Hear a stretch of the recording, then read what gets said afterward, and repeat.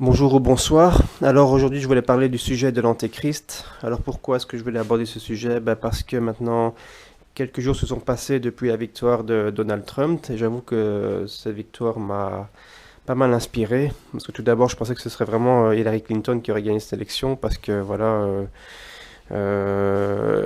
moi, je lis vraiment les prophéties de la Bible et je pensais que Hillary Clinton, en gagnant, allait vraiment précipiter le monde dans le chaos assez rapidement parce que on sait que c'est une guerrière féroce, autoritaire et que voilà, elle voulait continuer à foutre la merde dans le monde avec la Russie, la Chine, la Syrie, etc.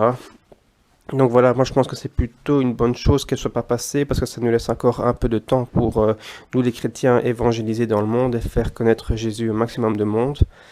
Néanmoins, ça ne veut pas dire que le chaos ne veut pas venir, loin de là, parce que comme je l'ai dit, moi je fais vraiment confiance aux prophéties bibliques et on constate vraiment que ces prophéties s'accomplissent tous. Le meilleur exemple étant ce qui se passe en Israël, donc la création de l'État d'Israël, le retour des Juifs en Israël.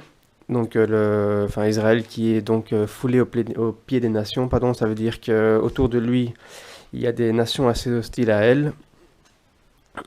Donc voilà, donc toutes ces choses-là ont été prophétisées. Aussi, je pense aussi aller au passage biblique sur la figue, quand Jésus se retrouve face à un figuier qui donne pas de fruits. Et alors Jésus dit, plus jamais tu donneras de fruits. Jusqu'à la fin des temps. Et donc, en gros, en fait, la figue représente Israël. Et justement, dans le désert d'Israël, on voit aussi qu'il y a pas mal des champs de coton, etc., qui repoussent de manière assez miraculeuse. Donc voilà, une fois de plus, les prophéties de la Bible s'accomplissent. Et pour en revenir au sujet de l'Antéchrist, je voulais vraiment informer les gens que son arrivée est très proche. Et je voulais aussi donner quelques indices permettant à chacun de nous de pouvoir en apprendre beaucoup sur lui. Donc beaucoup s'amusent aussi à spéculer sur qui sera l'Antéchrist dans le monde, alors que justement il y a des passages bibliques qui nous permettent de comprendre et aussi de comprendre allez, d'où viendra et comment il sera exactement. Alors l'antéchrist en fait c'est l'incarnation du mal, hein, du péché extrême en une personne. Hein. C'est à l'opposé par exemple Dieu s'est manifesté en Jésus-Christ par l'esprit. Eh bien, du côté de l'antéchrist, ce sera Satan qui va se manifester en esprit en une personne. Alors cette personne accomplira des miracles au nom de de Satan donc. Et alors d'après la Bible, en fait, cette personne devrait émerger du Moyen-Orient, donc du côté de la Syrie. Donc pas la Syrie le pays, mais la Syrie la région qui englobe plusieurs pays tels que juste la Syrie, l'Irak, l'Iran et d'autres si je me trompe pas encore, je sais pas exactement. Et donc voilà, en fait, l'Antéchrist devrait venir de cet endroit-là. Donc ça, c'est déjà un indice qui nous permet de pouvoir le discerner quand il va se présenter. Donc je pense pas que ça sert à rien de dire que, par exemple, ce sera le prince William qui sera l'Antéchrist, ou bien alors Donald Trump ou n'importe qui d'autre. Néanmoins, il devrait se présenter de la Syrie, puisque dans l'Ancien Testament, pardon, il est appelé l'Assyrien. Et quand est-ce qu'il va se manifester? Il va se manifester quand le monde sera plongé dans un chaos actionné par nos élites sataniques. Hein, donc que ce soit un chaos au niveau économique, au niveau naturel, tremblement de terre, etc. Mais aussi au niveau militaire, donc les tensions qui peuvent se produire surtout maintenant au Moyen-Orient, du côté d'Israël. De la Libye, la Syrie, Irak, enfin pour la Libye pardon, c'est au Maghreb, c'est pas au Moyen-Orient. Mais voilà, en fait, il devra se passer quelque chose d'assez énorme dans le monde, hein, donc tel qu'une guerre avec des menaces nucléaires, etc.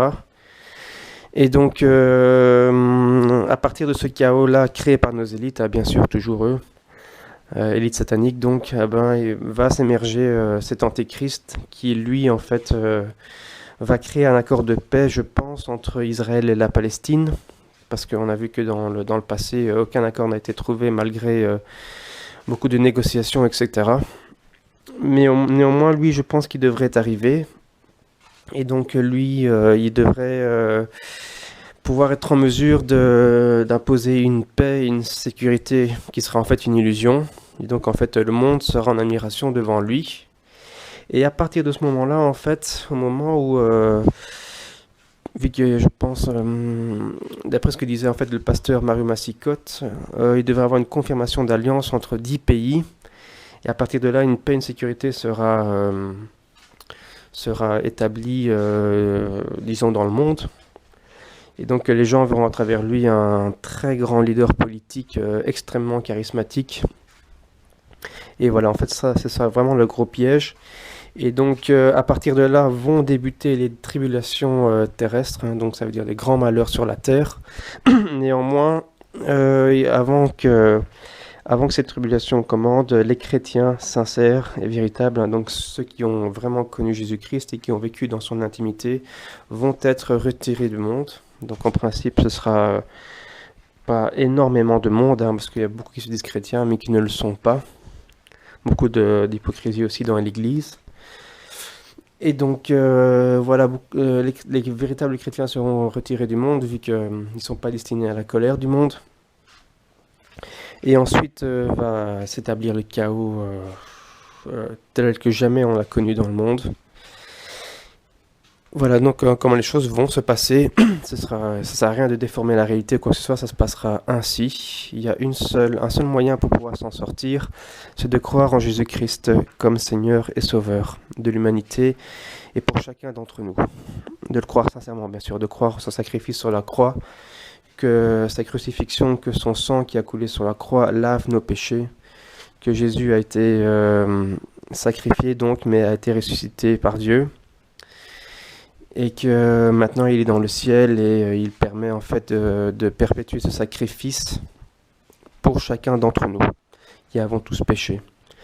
Donc voilà, en fait aussi à travers cette vidéo, j'encourage vraiment à tous les chrétiens sincères d'évangéliser en masse, de continuer à faire connaître le nom de Jésus-Christ à un maximum de personnes. C'est absolument nécessaire parce que nous sommes vraiment à la fin des temps, vraiment, il y a vraiment urgence.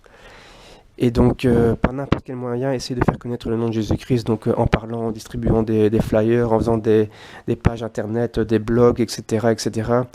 Donc, vous pouvez entreprendre n'importe quelle action pour faire connaître son nom. C'est vraiment nécessaire. D'ailleurs, moi, j'ai pas l'habitude de faire des vidéos. J'aime pas trop m'exposer oralement. C'est pas trop mon truc. Je préfère écrire. Vous pouvez voir tous mes écrits sur www.jesusetlemessie.com.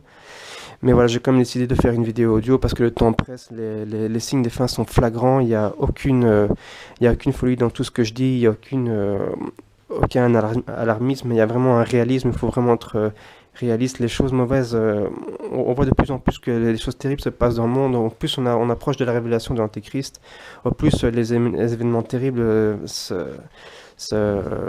produisent dans le monde, hein. Donc c'est l'islamisme radical. Il y a aussi bien sûr le sionisme qui est flagrant. Il y a les phénomènes naturels qui sont de plus en plus terribles.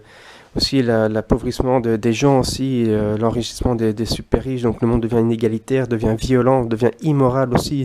On n'a jamais été aussi loin dans la dégueulasserie. La famille est complètement explosée. On fait que bosser, on gagne peu d'argent, donc ce monde produit de la dépression, de la tristesse, des guerres, des morts, des génocides. Oui, c'est vrai que ça a toujours existé dans le temps, mais ça s'intensifie vraiment en ce moment.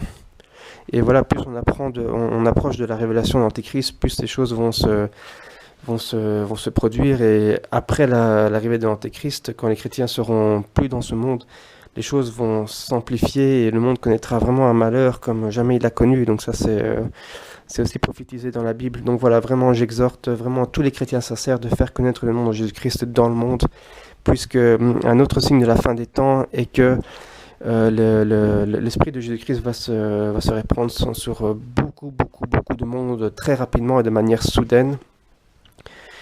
Et que les nouvelles technologies permettent de faire connaître le nom de Jésus-Christ encore plus vite. Donc encore plus de monde est au courant que Jésus-Christ est venu sur terre, qu'il a accompli sa mission. Et donc un autre signe de la Bible, c'est que À la fin des temps, toutes les nations, tout le monde aura entendu parler de Jésus-Christ, et après quoi viendra la fin. Donc voilà. Donc c'est une petite vidéo pour une mise en garde pour le monde, et une demande aux chrétiens de faire connaître le nom de Jésus-Christ encore plus qu'avant. Voilà, merci beaucoup à vous tous, et soyez bénis dans le nom du Seigneur Jésus-Christ. Amen.